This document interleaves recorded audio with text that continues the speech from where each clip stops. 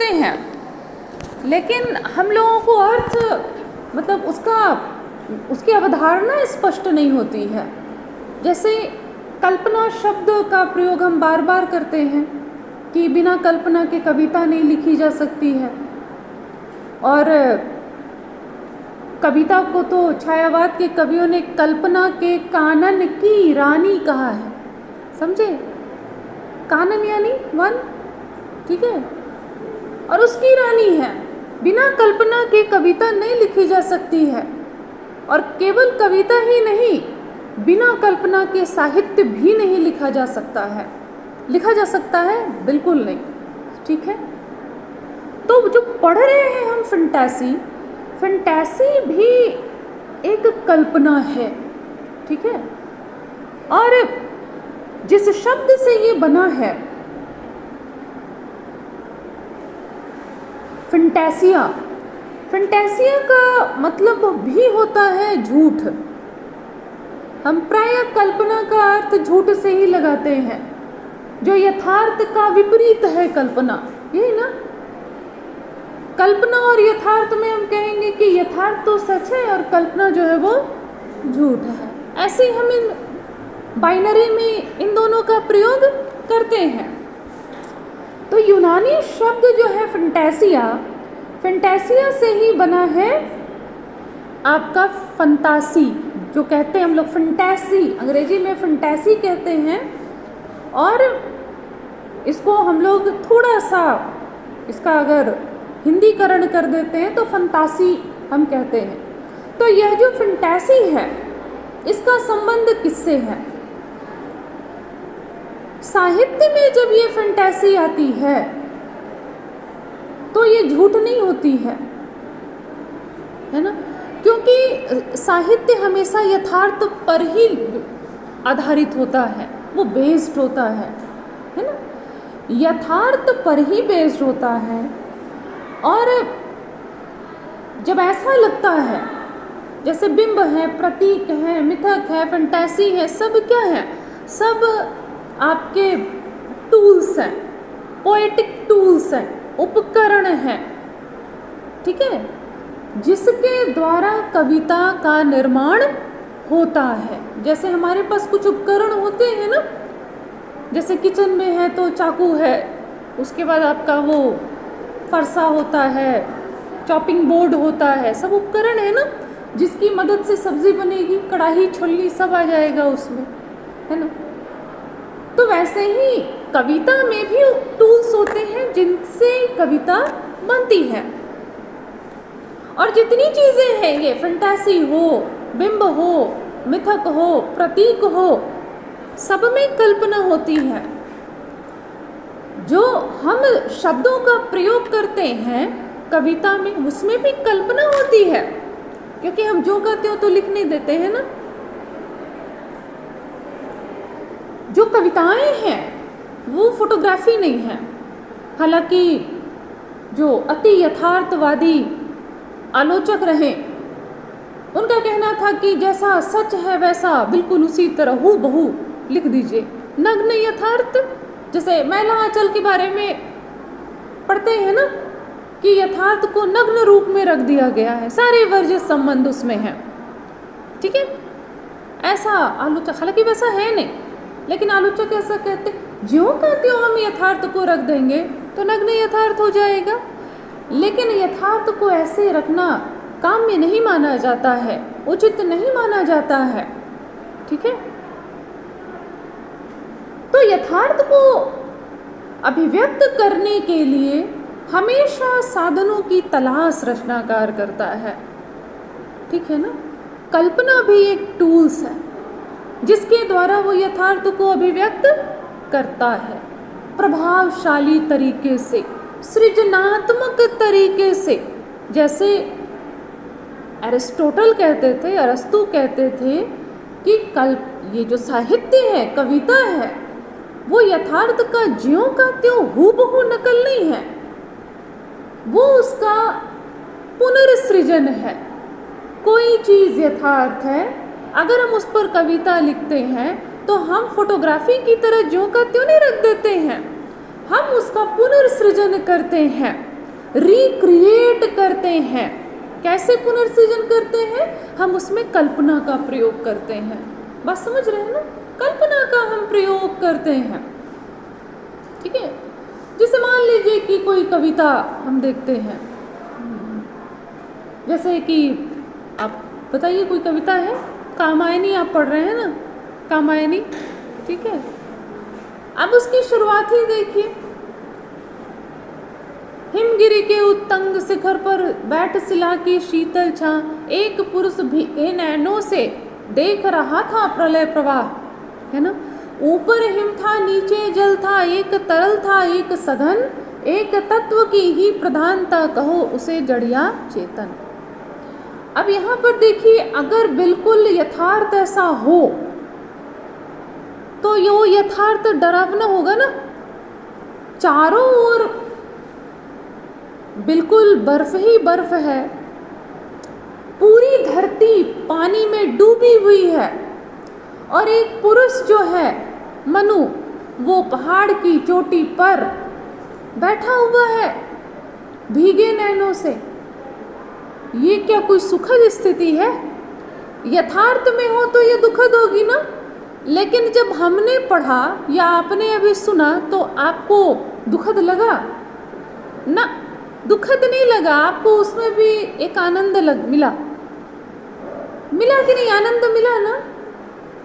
ये कल्पना से आता है, समझ गए ना। यथार्थ को ज्यों का त्यों रख देने से कभी आनंद तत्व नहीं आएगा। यथार्थ को पुनर्सृजित करता है कवि, और किससे करता है? अपनी कल्पना से करता है ना। कल्पना से करता, और हर कलाकार ऐसा करता है। सामने में शेर आकर खड़ा हो जाए तो आप क्या हालत होगी? मजेदार होगा। लेकिन अगर किसी कलाकार ने बहुत सुंदर एकदम जीवंत चित्र बना दिया, आप क्या करेंगे? वाह वाह वाह। क्यों नहीं डर लग रहा है आपको? क्योंकि उसने अपनी कल्पना से जो वास्तव यथार्थ है उसको पुनर्सृजित कर दिया। सच बोल रहे हैं ना? सुंदर लगेगा, आनंददायक लगेगा, आपको अच्छा लगेगा, ठीक है ना।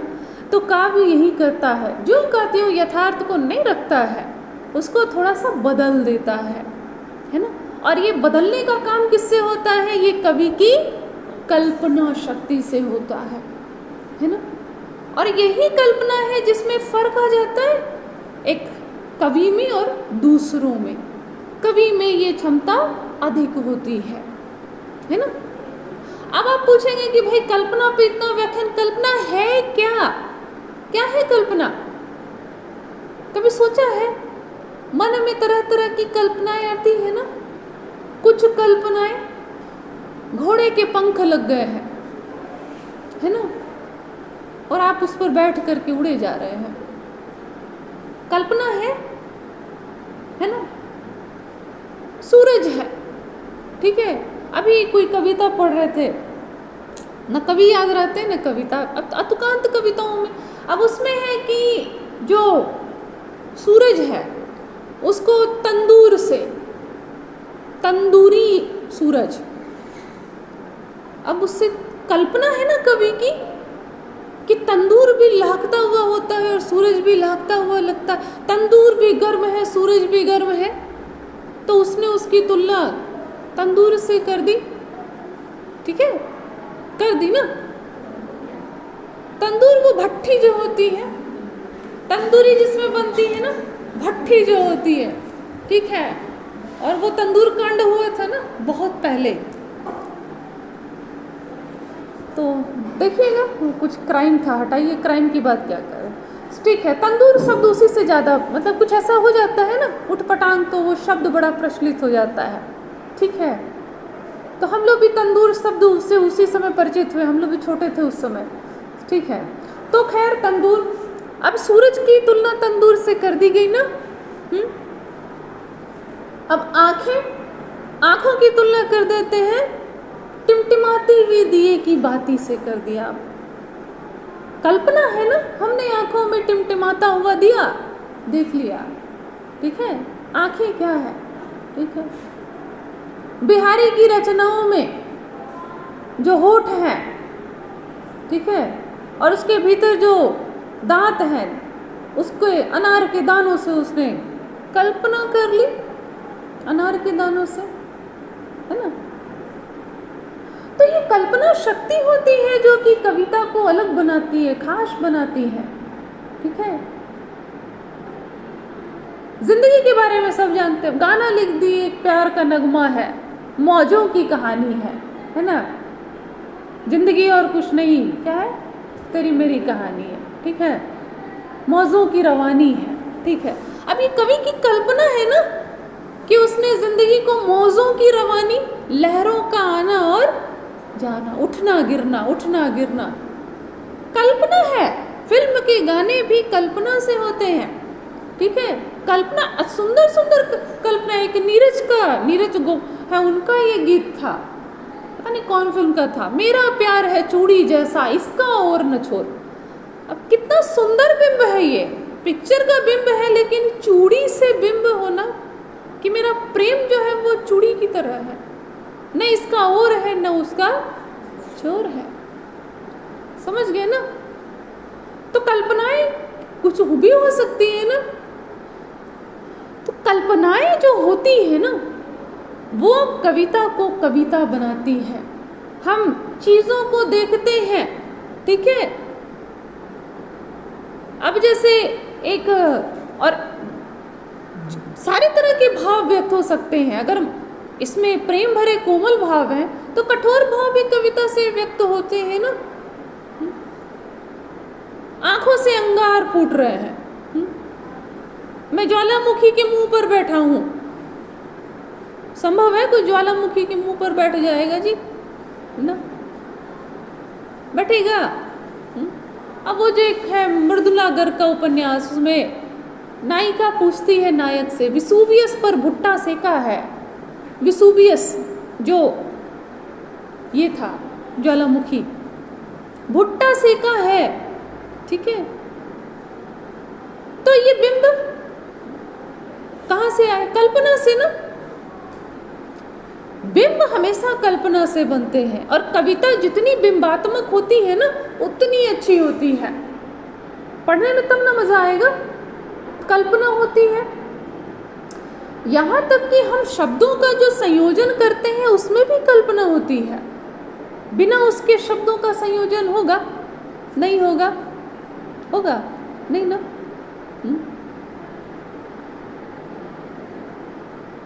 मेरा मन पतंग की तरह उड़ रहा है, मैं पतंग हूं, डोर तुम्हारे हाथ में, प्रेम का वर्णन कर रहे हैं। कितनी चीजें हैं, है कि ना। महात्मा गांधी ने लिखा कि अपनी लिखावट के बारे में, जैसे पके घड़े में गला नहीं जुड़ता है, वैसे ही लिखावट जब एक बार बड़े हो जाते हैं तो लिखावट नहीं सुधरती है। अब पके घड़े में गला नहीं जुड़ता है, कल्पना है, नहीं है जी, कल्पना है। जितनी चीजें आप देख लीजिए, इस कल्पना तत्व को पहचानिए। और कल्पना, अब सवाल यह है कि कल्पना बनती कैसे है। प्रेम तो एक जो जंगल में लकड़ी काट रहा है लकड़हारा, उसके दिल में भी प्रेम होता है, लेकिन वो तो वैसी कविता नहीं लिख देता है जैसे प्रसाद लिखते हैं। कौन हो तुम सुकुमार, क्या विरस वन में अति सुकुमार, है ना, कैसे कैसे है, उसको लेकर, श्रद्धा को लेकर के लिखते हैं कि तपन में शीतल मंद बयार, इस तरह से है कि तुम ऐसी हो, हृदय की अनुकृति काया उन्मुक्त, एक लंबी हृदय की अनुकृति विशाल, एक लंबी काया उन्मुक्त, ठीक है, कि हृदय का ही वो साकार रूप है। ऐसा लगता है जैसे मानो हृदय ने ही आकार ले लिया है। समझ रहे हैं, कल्पना है। जब भी कविता पढ़िए देखिए कहाँ से बिंब बन रहे हैं, और कल्पना से बिंब बनते हैं, और बिंब से फैंटेसी बनती है। समझे, इसीलिए मैं यहाँ से वहाँ तक पढ़ा रही हूँ। समझे, कल्पना से आपके बिंब बनेंगे, और बेतरतीब बिंब जो होंगे वो फैंटेसी बनाएगी। समझ रहे हैं ना। अब है कि कल्पना बनती कैसे है, कैसे बनेगी कल्पना, बताइए।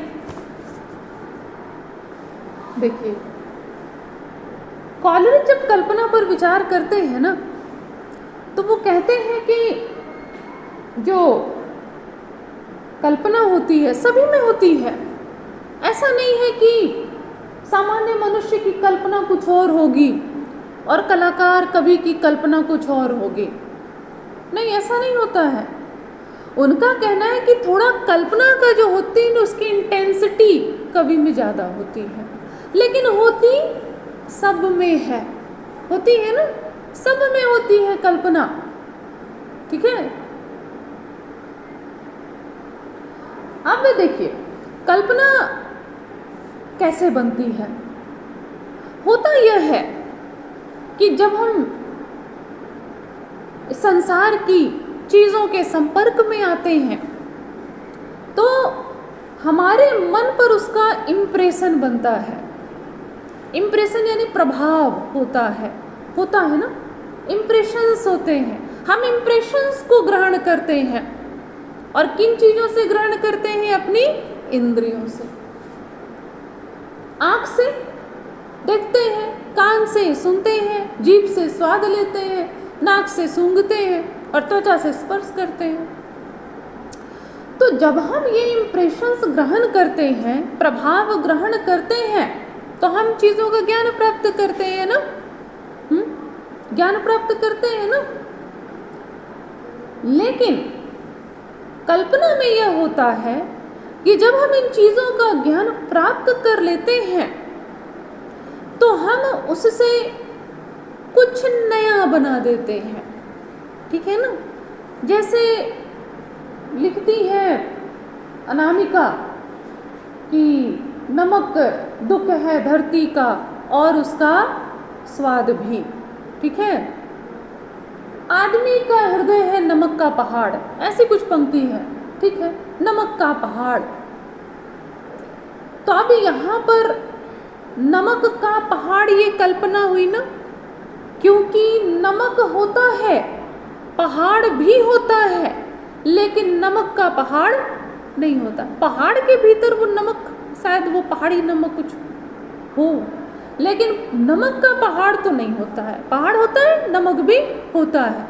तो यहाँ पर जो कवि ने, अनामिका ने नमक को और पहाड़ को कनेक्ट किया, जोड़ दिया, ये कल्पना हो गई ना। तो क्या ऐसे ही दिमाग खराब हो गया था, जोड़ दिया? नहीं, वजह थी, कुछ अभिव्यक्त करना था, कुछ भाव। और क्या व्यक्त करना था? कि दुख जो है नमक की तरह है ना, आंसू नमकीन होते हैं। ठीक है ना। तो दुख जो है वो दुख भरा जीवन है, नमक का पहाड़, लेकिन नमक तो स्वाद भी है ना। इसीलिए कहते हैं नमक दुख है धरती का और उसका स्वाद भी है। अगर नमक न रहे तो स्वाद लगेगा, और जिंदगी में अगर दुख नहीं रहे, खाली हंसी हंसी खुशी खुशी, अच्छा लगेगा? नहीं अच्छा लगेगा। सुख से भी आदमी बहुत जल्दी उबता है, और अगर नहीं उबता तो आप मुझे ये बताइए कि जिन लोगों के पास इतने अफरात पैसे हैं, आखिर क्या वजह होती है कि ड्रग्स लेने लगते हैं? बहुत से लोगों के नाम आए थे। अगर जिंदगी के सुख से, क्योंकि ऊब हो जाते हैं, समझ रहे ना। ड्रग्स लेना कोई सुखद चीज़ तो नहीं है, मालूम है उनको थोड़ी देर का आनंद है, लेकिन फिर तो तकलीफ है ना। ठीक है, जितना बॉडी को आप डिटॉक्स करवा लीजिए, है ना, डिटॉक्स करवा लेते हैं उन लोग, सब पता नहीं क्या क्या टेक्निक अपनाते हैं। ठीक है। तो कल्पना में यह होता है कि जो भी प्रभाव हम ग्रहण करते हैं ना, उसको हम एक दूसरे से जोड़ देते हैं। ठीक है। और ये जितना ज़्यादा जोड़ने और उसको यथार्थ के साथ जोड़ करके प्रस्तुत करने की क्षमता होती है, कविता उतनी ही अच्छी मानी जाती है। आप कहेंगे, आप जानते हैं कि द्विवेदी युग की कविताएं सपाट थी ना। कहते हैं ना, इतिवृत्तात्मक थी, वर्णनात्मक थी, सपाट थी। लेकिन छायावाद में कहते हैं सूक्ष्मता आ गई। क्यों? क्या सूक्ष्मता आ गई? कल्पना आ गई ना। कल्पना ना आ गई, कल्पना आ गई उसमें, ठीक है। तो यहाँ पर देखिए कि कल्पना तत्व जो है वो काव्य का में जितना ज़्यादा रहता है उतना, लेकिन कल्पना जो है वो बिल्कुल अविश्वसनीय नहीं लगे। कई बार ऐसा होगा ना कि कोई चीज़ बिल्कुल ही अविश्वसनीय हो, तो आप ये कल्पना कर सकते हैं कि कोई हृदय का ही प्रतिरूप सामने है श्रद्धा, लेकिन अगर आप ये कल्पना करेंगे कि श्रद्धा के 4 सर हो गए, श्रद्धा के, तो वो कल्पना यथार्थ नहीं होगी, वो कल्पना मतलब कि उपयोगी नहीं होगी, कविता के लिहाज से अच्छी कल्पना नहीं मानी जाएगी, ठीक है ना। मतलब कल्पना में ये सृजनात्मकता होनी चाहिए और साथ ही साथ वो कन्विंस कर सके, बिल्कुल अविश्वसनीय नहीं लगे। नमक का पहाड़ बोले तो नमक भी है और पहाड़ भी है, लेकिन आप अगर कह दें कि किसी स्त्री के 5 सिर हैं तो कहीं भी 5 सिर नहीं है किसी स्त्री के, वो एकदम ही कपोल कल्पना हो जाएगी, समझ रहे हैं ना।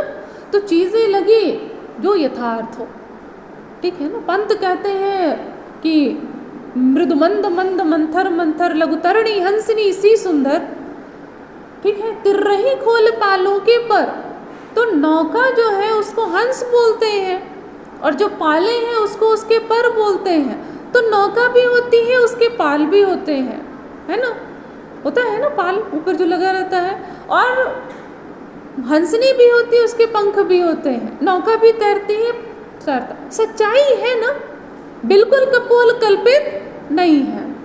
लेकिन अगर कहें कि नौका जो है वो आसमान में उड़ी जा रही है, तो आपको वो कल्पना है, लेकिन साहित्य में वो अच्छी चीज अच्छा नहीं माना जाएगा, समझ रहे हैं ना।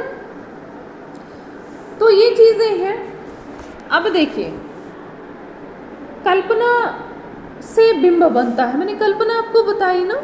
अब देखिए बिंब कैसे बनते हैं। हमने इम्प्रेशंस लिए दुनिया में जो चीजें हैं उससे, है ना,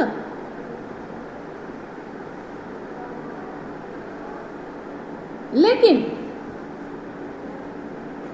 वो जो इम्प्रेशंस हम लेते हैं उससे कवि क्या करता है, वो चित्र बना देता है।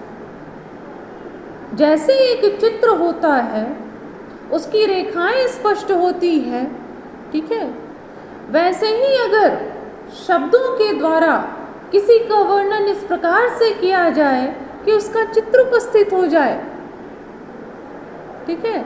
और अगर हमारी 5 इंद्रियां हैं तो 5 प्रकार से होंगी ना, ठीक है, 5 प्रकार से। जैसे पंखा चल रहा है ना, बोलेंगे वाह क्या ठंडी ठंडी हवा चल रही है ना। तो ठंडी ठंडी हमने कहा, तो इसमें स्पर्श का भाव आएगा ना, हाथ को छुएगा, स्पर्श होगा तो ना ठंड लगेगी, तो वो भाव आपके मन में जाग जाएगा कि नहीं जागेगा। हाँ, गर्म गर्म चाय लाओ, आपको तुरंत गर्म गर्म का एहसास होगा, आपको लगेगा कि जैसे गर्म गर्म चाय का आप सिप ले रहे हैं। गर्म गर्म अगर शब्द का हमने प्रयोग किया तो, समझ रहे हैं ना। उसी तरह से खट्टी इमली, अब खट्टी इमली बोलने से ही, बोलते इमली सुनते ही मुंह में पानी आ जाता है, और खट्टी के साथ लगा दिए तो थोड़ा सा पानी आ जाता है ना। खट्टी इमली है कि नहीं, खट्टा संतरा, आप समझ जाएंगे, आपको तुरंत टेस्ट याद आ जाएगा, है ना। मीठा अंगूर, है ना। कड़वा करेला, कड़वा करेला, अब कड़वा देखिए इसका मुंह बन गया, करेला याद आ गया एकदम, इसे पसंद नहीं पसंद है ना, देखिए चेहरे देख के समझ में आ जाता है, कड़वा पसंद नहीं है, कड़वा करेला, है ना। एकदम तीखी मिर्च, तीखी मिर्च, तीखा बोलने के साथ आपको लगता है कि कुछ जीभ में लहर मार रहा है, होता है कि नहीं होता है। तो ऐसे शब्दों का जब प्रयोग हम करते हैं जिससे कि वो अनुभव, वो भाव, वो संवेदना, सेंसेशन जाग जाए, कुछ ऐसा बोले लगे कि भाई कुछ छू रहा है ना, अरे वाह, बोले कि स्वेटर कितना मुलायम है, एकदम रुई के फाहे की तरह मुलायम है, रुई का फाहा। अब एकदम आपको लगेगा कि कोई कोमल सी चीज है जिसका स्पर्श हो रहा है ना, रेशम, है ना, रेशम का रुमाल, आपको महसूस होगा कि एकदम रेशम, हाथ में कुछ बहुत सॉफ्ट सी चीज है, होता है ना। तो इस तरह से जब हम शब्दों का प्रयोग करते, सुनने में भी गाना है रिम झिम गिरे सावन, है ना, तड़प तड़प जाए मन। अब तड़प तड़प जाए मन को छोड़िए, लेकिन रिम झिम गिरे सावन गाना शुरू होता है, और जानते हैं वो गाना एकदम असली बारिश में फिल्माया गया था, मौसमी चटर्जी और अमिताभ बच्चन का जो गाना है, समझे। तब तो बॉम्बे देखिए कितना अच्छा लगता है, ठीक है। तो रिमझिम गिरे सावन, रिमझिम शब्द के प्रयोग से ही लगता है कि, है ना, लगता है कि नहीं।